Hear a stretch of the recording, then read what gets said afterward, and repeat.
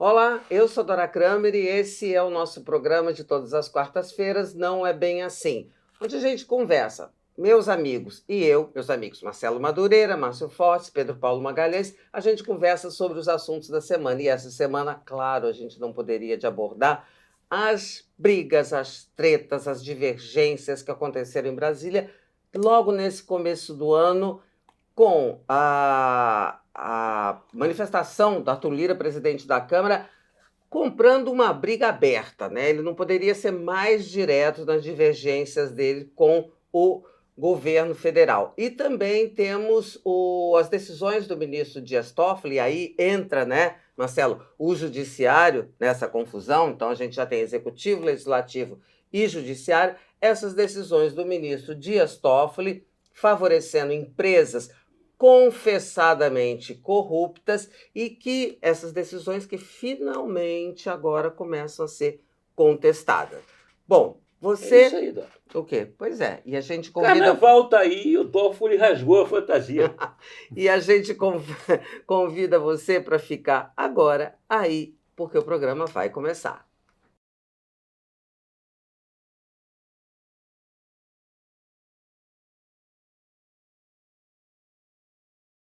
E aí, Marcelo, Toffoli, você quer começar pelo Toffoli? Vamos lá, rasgou a fantasia, de verdade. Como é que foi essa... Não, são várias histórias, né? Há uma história, inclusive, que o Lula estava muito, muito chateado com as decisões que o Toffoli tinha tomado na época anterior. É que essa situação da Lava Jato, ela é maluca, porque foi um cavalo de pau que o judiciário deu 180 graus, e o Lula estava muito chateado.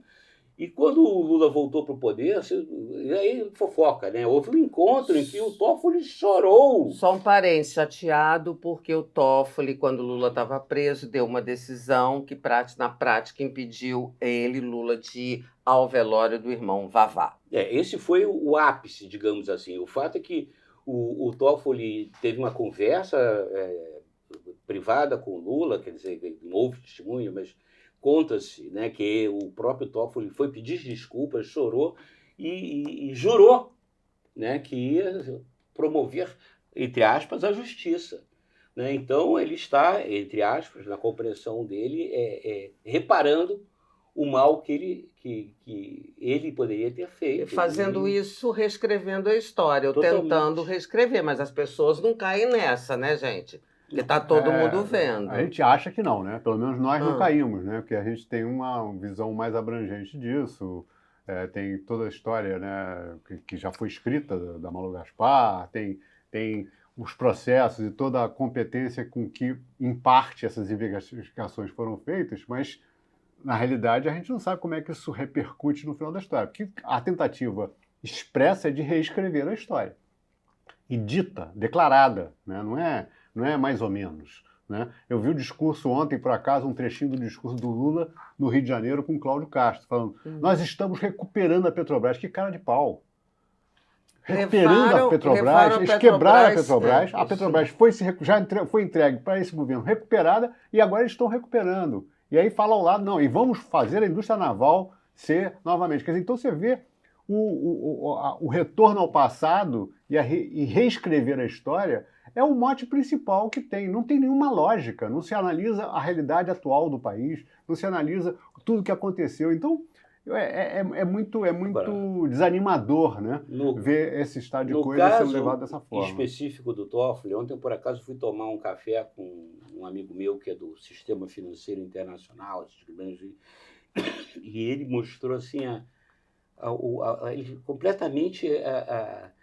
espantado com essas decisões do Toffoli, dizendo que as consequências que isso tem para a credibilidade do país, para o Brasil, isso é uma coisa espantosa.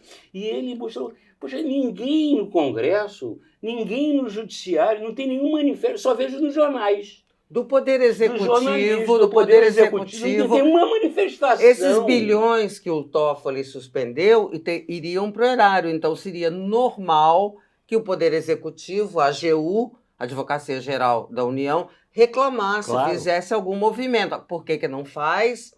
Para manter a narrativa, porque tá nesse acerto aí que você se referiu, do Toffoli, tentando se reparar com o Lula, Mas sabe? você acha que isso vai passar batido, por exemplo, para a comunidade internacional? Acho que não. De que para um banqueiro, Teve 2 editoriais ontem. Que opera em Israel e na Suíça, que é um cara grande. E tem incoerências até na decisão dele. Então ele devia cancelar o acordo de leniência. Mas as empresas aí não querem, não, né? Mas Porque... a atitude correta é essa. Se está errado isso, então cancela. Por que não querem que cancele? Não, aí não querem que cancele. Então eu só quero... Só vamos é delicado. Por Eu quero que não só uma parte querem que boa. cancelem? Porque se cancelar, elas perdem os benefícios Da leniência. da leniência resultantes do acordo. Mas Márcio Fortes ainda não falou. Não é que eu estou atônito, também eu. Ontem saíram 2 editoriais na imprensa internacional, um no Financial Times, se não me engano, e outro, não me lembro em que jornal, sobre o assunto, Dias Toffler, etc, etc. Dizendo, Márcio, eu não vi. O escárnio que isso significa, quer dizer, o downgrading do Brasil. Tem aqui no meu iPhone, eu tenho a transcrição. A gente pode ver depois ou oportunamente quando for. O fato é o seguinte, para efeitos internacionais foi pior do que aqui. Vem aquilo que eu conversei com você antes, parece que está todo mundo do mesmo lado. Quer dizer, se a oposição não reclama, o governo não reclama, o judiciário não reclama, a gente fica entregue ao Paulo Gonet, procurador-geral da República, que vai questionar essa decisão, no caso da JF, para começar, né, e submetê-la a um julgamento posterior, ou na turma ou no pleno do Senado. Do Supremo. Então só existe essa reação até agora, uma reação técnica, não é uma reação política, nem uma reação da cidadania. É uma reação técnica.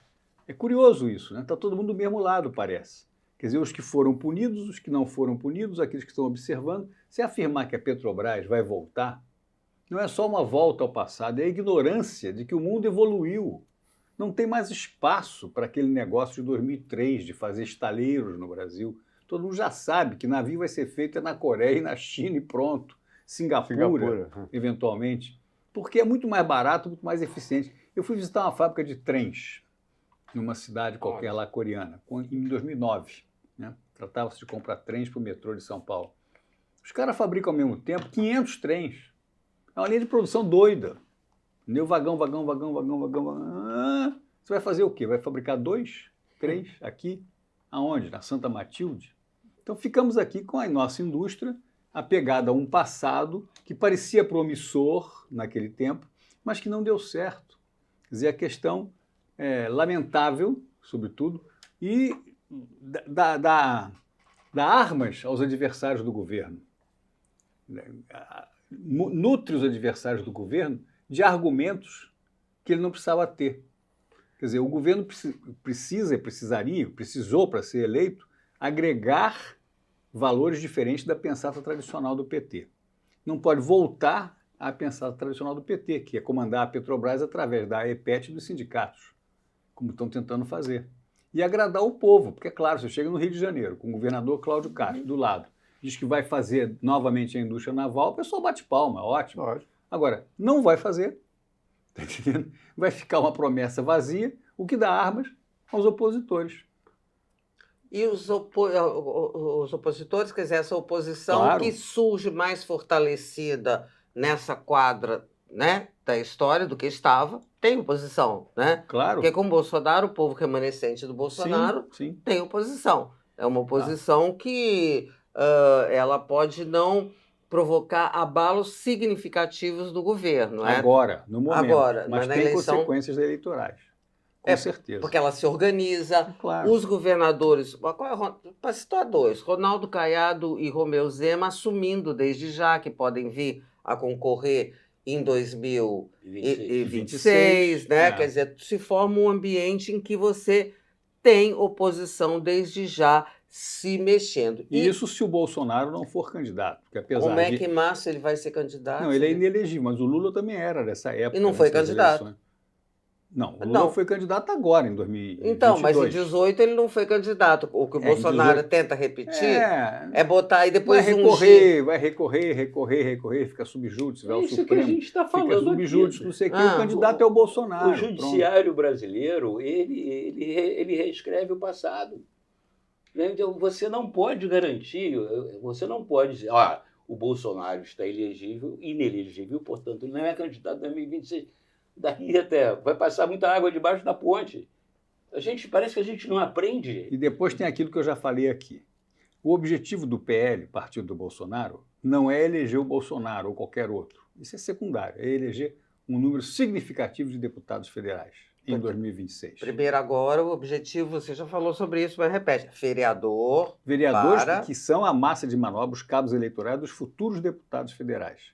Mas na hora lá, quer dizer, o PL tem 99 deputados federais. 95, perdeu 4. Mas Perdeu continua sendo a 95. maior bancada. É a maior bancada.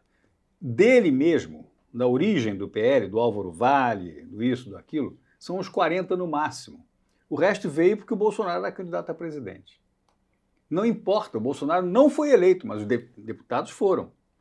Então, quando chegar em 2026, se o Bolsonaro for candidato, ainda que depois não seja cassado, faz isso, é útil para o partido ficar alimentando essa coisa, sabe? Que vamos caçar essa cassação, essa inelegibilidade, não sei o quê, porque os deputados passam a ter um discurso pró-Bolsonaro para eles serem eleitos. Eles, deputados do PL, que não são do PL, estão no PL devido ao Bolsonaro. E abre um espaço enorme, porque 50 vagas de deputado federal flutuando é alvo de todo mundo. É 10% da Câmara de Deputados. E tem um ponto aí, interessa muito ao Lula, interessa muito ao PT, tem um antagonista como o Bolsonaro. Tanto que ele faz o Bolsonaro discurso sim, outro também, tá o Fala Bolsonaro nele, ali. Ele mantém o Bolsonaro presente. É. Mas eu queria retomar aí o assunto que a gente tinha começado com o Toffoli, com essa história, porque... E o nosso amigo Barroso? Calado. Que sempre foi uma voz atuante, sempre se expôs, e é muito, até discurso demais, né? Até fez aquele discurso lá dos estudantes, totalmente indevido, quer dizer, boquirroto um pouco, mas agora que ele está no poder do Supremo, como presidente, que teria talvez um papel de arbitrar parte dessas questões, de relatoria, de ir para plenário, pelo menos influenciar, no mínimo, né? Quieto. Como é que se explica Todos isso? eles, não sei. Bom, a Não, explicação tem uma mais fácil é manifestação. corporativismo, Tem né? uma manifestação. A mais fácil, não sei se é...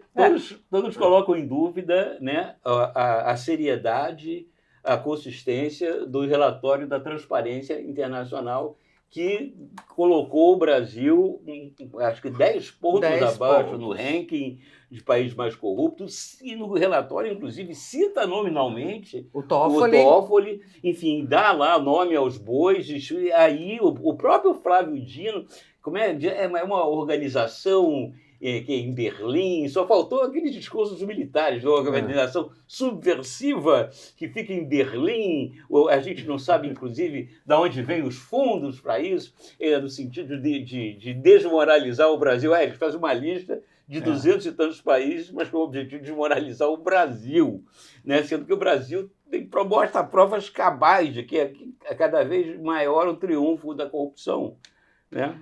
fala sobre a percepção, né? Não necessariamente a corrupção cometida, a percepção do aumento. E aí teve todas essas contestações. Mas ontem, terça-feira, uma pesquisa da Atlas Intel já colocando a corrupção num aumento da percepção das pessoas, portanto, combina com que a transparência deu segurança, obviamente, em primeiro lugar, nas percepções. Em segundo lugar, estava a saúde.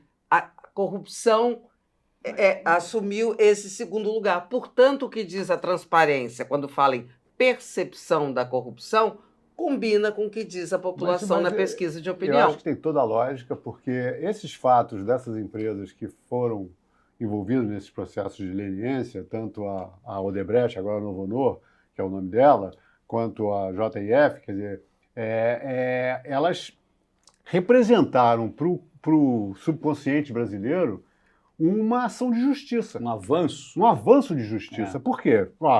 Sempre se falou que tinha corrupção. Sempre se falou que tinha corrupção dos grandes grupos, que era corrupção pagando isso, aquilo. De repente, aparece essa corrupção é comprovada de alguma forma, ela é provada porque eles mesmos assumiram, confessaram a corrupção, tá certo? E aí, de repente, vai tudo pro chão, por ação de quem? Também tem essa questão. O Toffoli tem uma fama bem ruim, né?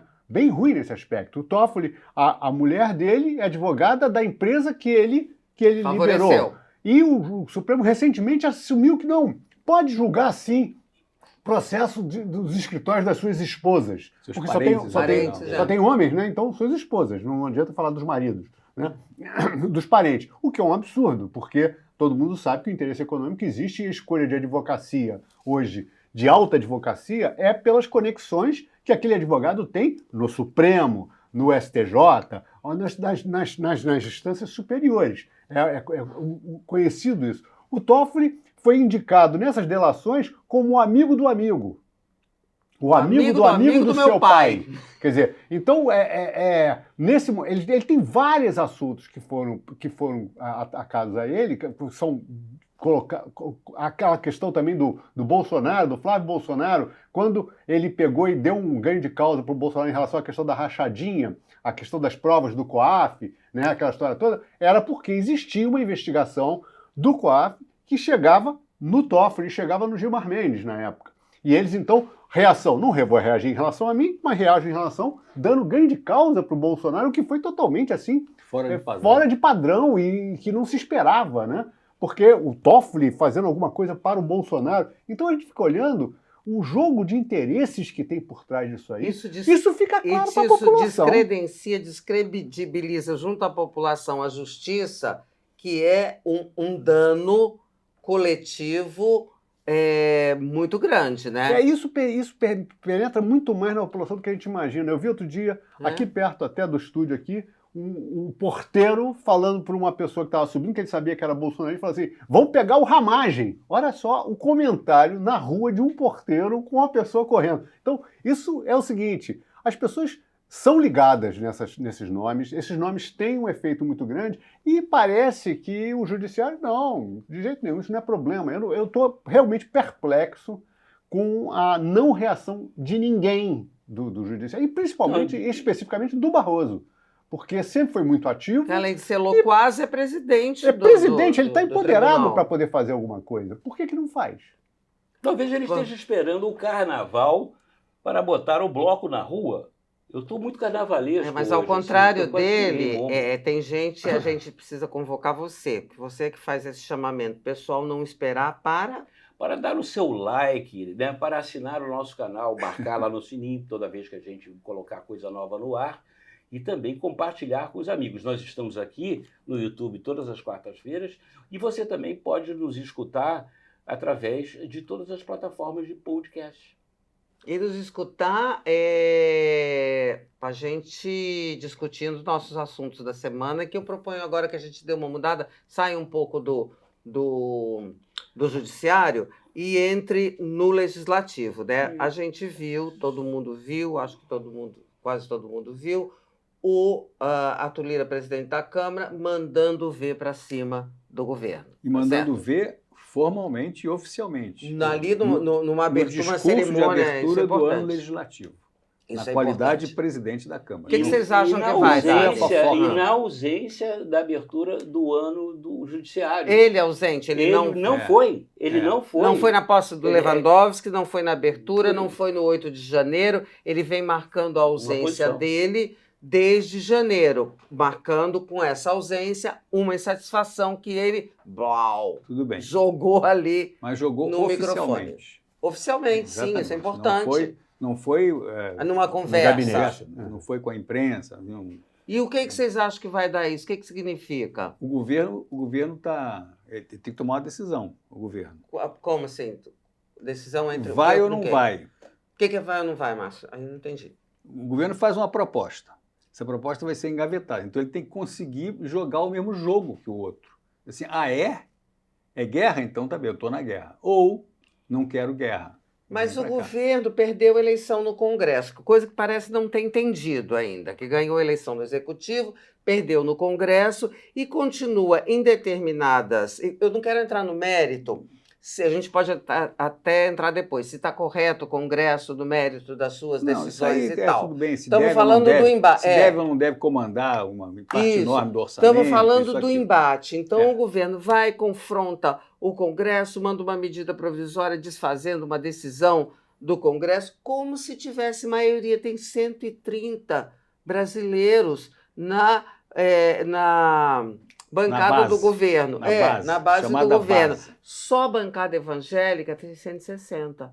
A bancada lá da frente, agropecuária, tem 300 brasileiros. Quer dizer, tá certo? Então, a correlação de forças não está favorável ao Mas governo. o governo tem instrumentos, tem nomeações, tem liberação ou não de verbas, tem isso, tem aquilo, ele pode bancar, ele pode encarar esse jogo.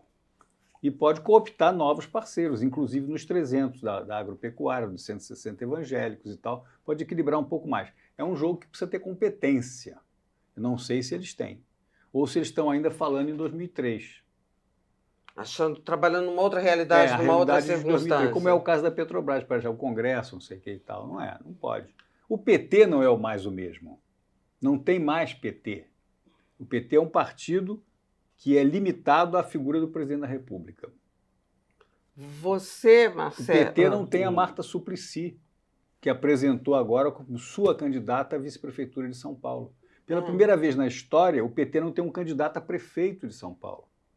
Tem uma candidata a vice-prefeita de outro partido. É complicado, né? É outra realidade. Até o entorno do presidente, em matéria de petismo, é outro petismo, é outro PT, são outras figuras muito menos experientes, muito mais subalternas. E o que é curioso nessa história toda é que a principal voz de oposição hoje é da Gleisi Hoffmann. De oposição ao governo. Tá na política econômica. Tá, porque ela também outro dia deu uma entrevista... porque a oposição mesmo concorda tem concordado com as posições defendidas pelo Haddad, o que tem sido apresentado pelo governo, tanto que votou massivamente, né? A oposição votou massivamente na pauta econômica, mas esse atrito agora político, de natureza política, ele não pode atrapalhar, quer dizer, houve êxito, né? Sucesso com a ajuda do Centrão, do Lira, né, e da maioria. Ele não pode prejudicar agora, nesse segundo ano, esse atrito de natureza política? Acho que pode, porque parte da obra que foi feita ano passado não está completa, né? Depende principalmente a reforma tributária. Ela depende de um monte de regulamentares, que depende de um esforço razoável do Congresso para poder deixar isso feito. Mas com esse clima... E se isso não ficar feito, vai ficar no limbo. O efeito que isso tem na economia vai ser negativo, né? Apesar de que o que se fala é que você tem um ano economicamente, parece aparentemente pacífico, né? Mais promissor, tranquilo, né? Eu acho que vai até o início do segundo semestre, porque dependendo de como seja se desenhando esse déficit que vai acontecer aí, que eu não acredito que vai ser nem perto de zero, está muito mais para 1% do que para zero, e que pode ser uma ducha de água fria nas expectativas. Mas isso é uma coisa que não está colocada hoje, ela só vai se colocar mais para frente. Então, eu acho que o governo depende sim, e ele já sabe hoje, se não sabe é porque não quer saber, que os instrumentos que eram usados anteriormente não funcionam. Porque ele nomeia e as pessoas não votam com ele necessariamente. Não adianta. O poder de barganha, quer dizer, essa coisa, você não tem fidelidade. Fidelidade não se compra, mas hoje é a mercadoria. E você não tem a garantia da entrega. Não, e eu acho que o que conversa é o seguinte: o Brasil perde credibilidade a nível internacional, né? O Brasil, o Congresso e tal, fazem do orçamento uma verdadeira casa de tolerância, uma bagunça total. Vai chegar uma hora que a conta vai ser apresentada e a gente vai estar aí se defrontando com um déficit público importante, grave, e sem você não vai... Como é que você vai buscar apoio internacional para financiar a dívida pública, para tentar botar ordem na casa? Como é que você vai ter, né, um Estado que só fala em gastar, um governo que só fala em gastar, não se fala em nenhum momento em cortar custos? Quer dizer, você está criando todos os elementos para ter aí, talvez, para um segundo semestre ou mais à frente, uma situação muito complicada, muito complicada. A gente tem que contar com o patriotismo de muitos desses agentes para subir um pouco o padrão da discussão entre o Congresso e o governo. Né? Agentes políticos. Agentes você políticos. diz. Você entender que a inflação pode subir, por exemplo, no momento no Brasil, é um negócio muito grave, que afeta a todos, inclusive a oposição, inclusive ao centrão, inclusive a todo mundo. Alguém tem que negociar sabendo disso. Quer dizer, o Roberto Campos vai sair do Banco Central no final do ano. Você foi deputado numa época em que havia um núcleo dessa coisa que você chama de lideranças, era multipartidário, acima de partidos, que resolviam ali, eram os cardeais. Mas, de um tempo para cá, aliás, de muito tempo para cá, o baixo clero virou o cardinalato. E esse tipo de qualidade ou de característica a que você alude, que é necessário para fazer um meio de campo, uma mediação entre o que é a demanda de um lado e a necessidade do outro, vis-à-vis os interesses do país, não tem. Não tem mesmo? Nem não lá tem. No imo das pessoas? Não sei, eu não vejo. Pelo menos visível eu não estou enxergando. Visível é difícil ver no momento, mas pode ser que tenha. São 513 deputados federais. Portanto, o horizonte, acho eu, não sei, coloco aqui, para mim, o horizonte é, para não dizer tenebroso, eu vou dizer nebuloso, sabe? Se você... Vem na imagem agora na cabeça que, como a gente sabe, que esse predomínio, né, do parlamento, do Congresso, frente ao executivo, quer dizer, dando um poder vitaminado, né, em relação ao que era no passado, a gente está falando, quando já se falou, a gente até falando antes de começar aqui a gravação, o quanto que a sucessão da Câmara, né, está pesando nessa história toda. Ora, a sucessão da Câmara passa a ter uma importância muito maior do que tinha no passado, na medida em que você tem esse poder deslocado para o parlamento, para o Congresso, da forma como a gente está vendo. Poder do qual ele não vai abrir mão jamais. Exatamente. Vai querer avançar, né? Pode piorar, tem coisa pior que o Arthur Lira. E que apesar... sempre tem. Sempre. Tudo sempre pode piorar. Essa é uma máxima que não se nega. Mas vamos lá, olha aqui. Então isso é um fato que a gente está falando muito de 2026, fala da eleição municipal, mas esse xadrez aí em relação a quem vai tomar conta da Câmara e do Senado tá intestino aí, está sendo discutida, está sendo essa posição do Arthur Lira, deve ter tudo a ver com essa história. Não se deve menosprezar o poder do Lira. Tanto que ele disse, não subestimem essa mesa diretora. Naquele discurso, como o Márcio muito bem lembra, isso é importantíssimo. Gente, num discurso oficial, não falou no cafezinho da Câmara, né? Não subestime aí, como é que é? Então, não subestime o poder do Lira. Do Arthur Lira. É o grande articulador do Congresso e mostrou efetividade. Não que os fins, né, sejam os melhores para o país, mas para aquilo que ele se propõe, foram efetivos, o melhor possível para eles. E o governo não pode reclamar desse tudo. Porque ele conseguiu fazer as coisas aquelas que tinham nexo, né? As coisas que tinham um lugar comum, que se conseguiu um caminho do meio aí de atender. Sim, uma pauta que coadunasse com o pensamento da maioria, né? Teve que se modificar, teve que se ajustar para os interesses que estavam na mesa. Apontou fisicamente para o ministro Alexandre Padilha, que não tem nada a ver com isso, porque é o governo como um todo, tá certo? Então o governo está trabalhando mal na sua relação com o Congresso. Tem que passar a trabalhar bem. Só quem trabalhou bem foi o ministro Haddad, não é? Que, inclusive, não é atribuição dele. O ministro da Fazenda não tem que ficar todo dia indo ao Congresso. Tem que arrecadar imposto. Mas o Congresso abre porta para ele, não abre para o Padilha. Claro, então, e aí tem alguma coisa errada fica substituindo. Quer dizer, eles estão escalando com quem eles querem conversar. Pois é. Você sabe o que eu acho que está errado? É esse desencontro, Márcio, que nós já falamos aqui entre a realidade e o que as pessoas pensam, principalmente do governo, que é a realidade. Que é uma coisa lá atrás, né? Fica com o olho numa outra circunstância que não tem mais. Estão achando que o país é o mesmo que 2003. Mas já passou um ano e não deu para perceber? Não, ano eles no governo, eu digo. E não deu para perceber. Não, é porque deu tudo certo até agora, deu tudo mais ou menos certo. Mas está começando a dar errado, não? Claro, porque chegou uma hora que tem que definir. Você tem que mostrar Pronto. resultado. Nosso Tem que amigo mostrar Nando resultado. já. Uhum. Tem que É. mostrar resultado. Eu acho que o governo tem que mostrar resultado. O que tem efetivamente feito de política social, política inclusiva, enfim, de mitigar um pouco a situação da população brasileira, da grande parte dela, com relação à alimentação, primeiro, saúde, segurança, educação, né? Essa velha e antiga pauta aí.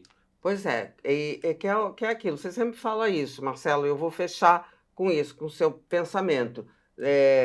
Falta projeto.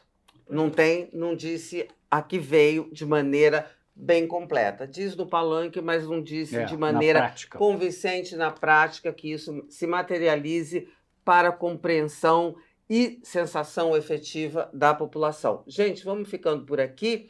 Pedro Paulo estava lembrando, nosso amigo Nando, que é essa pessoa que nos interrompe, essa pessoa que não nos deixa livre para ficar falando aqui 5 horas. Sei que vocês iam gostar, mas enfim, temos um tempo limitado e a gente fica por aqui convocando todo mundo a ter um pouco de juízo no carnaval, mas só um pouco, tá? Demais também prejudica. Beijo, até semana que vem. Bebam com moderação.